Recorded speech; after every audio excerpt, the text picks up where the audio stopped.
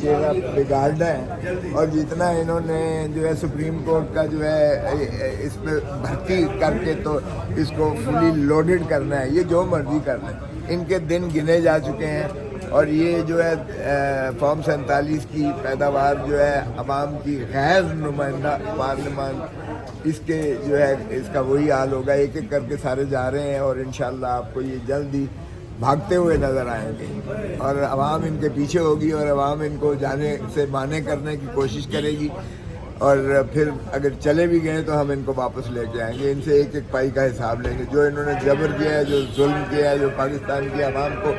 تشدد کیا ہے، جس طریقے سے انہوں نے گیرزن اسٹیٹ پاکستان کو بنا کے رکھ دیا ہے، یہ ہم ایک ایک چیز کا حساب ان سے لیں گے۔ سر آپ ہمیشہ کہتے رہے کہ عمران خان نومبر میں آ واپس رہے ہیں، آ جائیں گے، اب بھی کہہ رہا ہوں، بالکل عمران خان باہر آ رہے ہیں۔ آج فیصلہ کن ایک تو وہاں ہونے جا رہی ہے، ایک پاکستان میں آپ کو نظر آئے گا انشاءاللہ نومبر کے مہینے میں۔ ایک تو یہ ہے کہ وہاں سے جو پریشر ہے وہ ختم ہو جائے گا،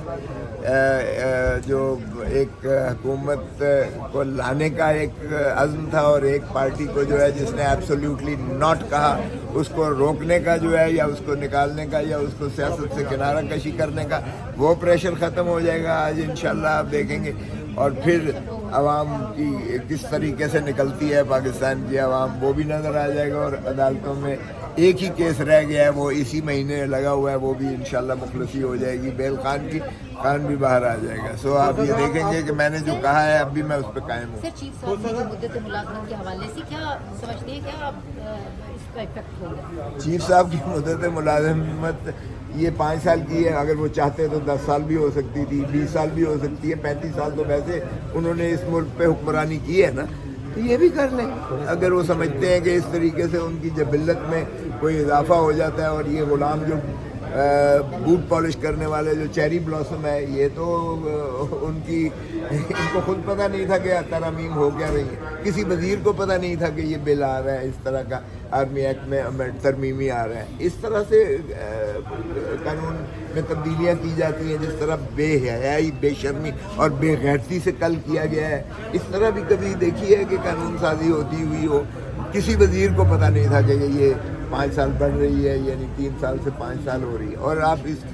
اس کا اندازہ کریں کہ موریل جو ہے فورس پر کتنا نیگیٹو پڑتا ہے،